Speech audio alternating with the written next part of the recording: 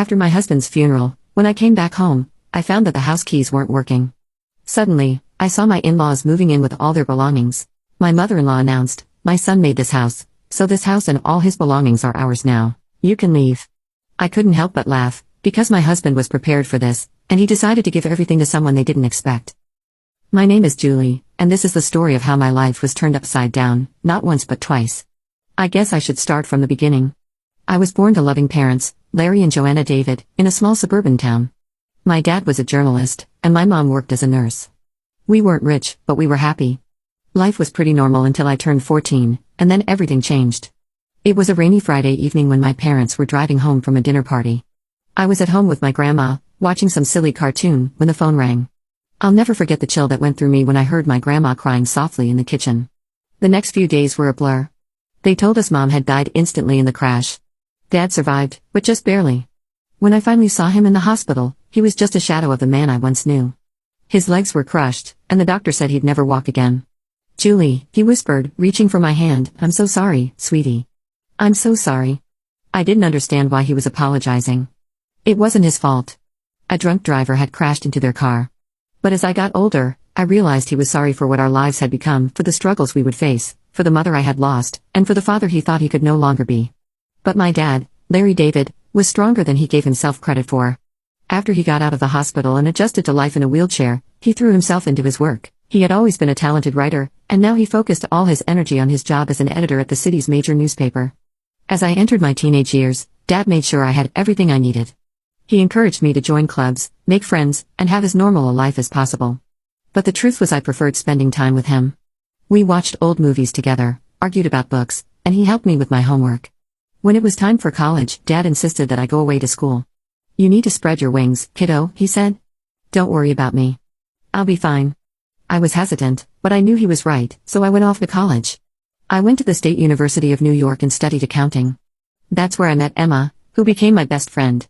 Through Emma, I met her second cousin, Paul. Paul was kind and funny, and he didn't flinch when I told him about my dad. In fact, the first time he met Dad, they got along right away, bonding over their shared love of classic rock. Later, Paul told me, "Your dad is cool, and you're amazing for taking care of him all these years." I tried to play it off, but inside I was glowing. For the first time since the accident, I felt like maybe, just maybe, I could have a normal life, a life with love, laughter, and even a family of my own someday. After graduation, things started to fall into place like a puzzle. I got a job at the local tax service, and Paul started working as a long-haul truck driver.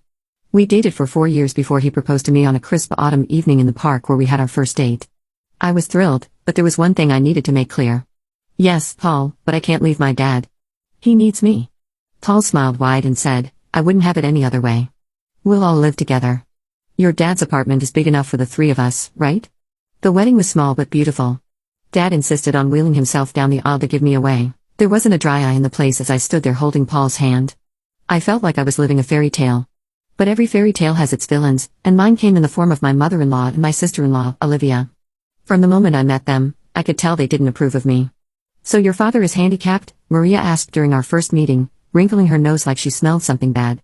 "He's disabled," I corrected, trying to stay calm. "But he works as an editor," she interrupted, clearly not interested. Then she turned to Paul and asked, "Are you sure about this? There are so many nice girls from good families." I felt my face flush with anger and embarrassment, but Paul immediately defended me. "Mom, Julie is from a good family. Her dad's disability doesn't change that. I love her, and that's all that matters." That shut Maria up, but I could still see the disapproval in her eyes. Olivia, following her mother's lead, was just as cold towards me. After the wedding, true to his word, Paul moved in with Dad and me, and our life settled into a comfortable routine. I'd go to work at the tax office while Paul was on the road for days at a time. When he was home, we'd all have dinner together. But whenever Maria and Olivia visited, the atmosphere in our home changed. They acted like they owned the place, barely acknowledging Dad's presence. Once, I overheard Maria whispering to Olivia, "It's a shame Paul could have done so much better. Now he's stuck with this girl and her crippled father. What if they have children? Can you imagine?" I was furious, but I kept quiet for Paul's sake. I tried to keep the peace, but it was getting harder and harder. One evening, after a particularly tense visit from Maria and Olivia, I broke down in tears. Paul found me in our bedroom crying. Hey, he said, pulling me into his arms. "What's wrong?" "Your mom and sister," I sobbed. "They hate me. They think I'm not good enough for you because of Dad. Paul's face hardened. That's ridiculous. You and your dad are my family now. If they can't accept that, it's their problem, not ours.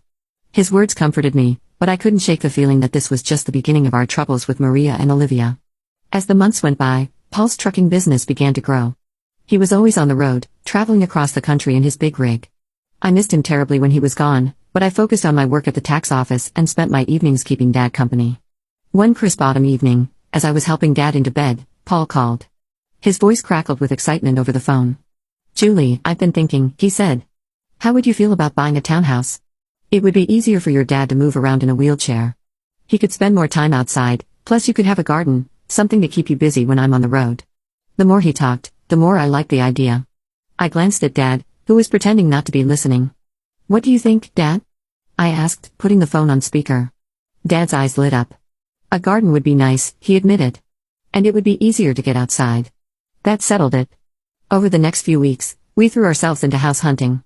We finally found the perfect place, a spacious townhouse with wide doorways, a roll-in shower for Dad, and a beautiful backyard. Taking out a mortgage was scary, but with Paul's income, mine, and the rent from Dad's old apartment, we managed to make it work. We moved in on a sunny Sunday in spring, and I'll never forget the look on Dad's face as he wheeled himself out onto our new patio. "This is perfect, sweetie," he said, his eyes misty. "Thank you." We spent the next few months settling in and making the place our own.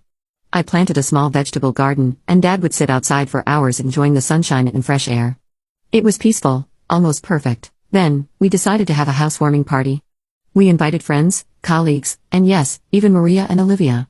The party was in full swing when they showed up, fashionably late as usual. They walked in, looking around with barely hidden envy. As we walked through the house, I could see Maria thinking about something. When we reached the master bedroom, she turned to me with a sly smile. "You know, Julie," she said quietly, "this would be perfect for Paul and me. Why don't you send your father to a nursing home?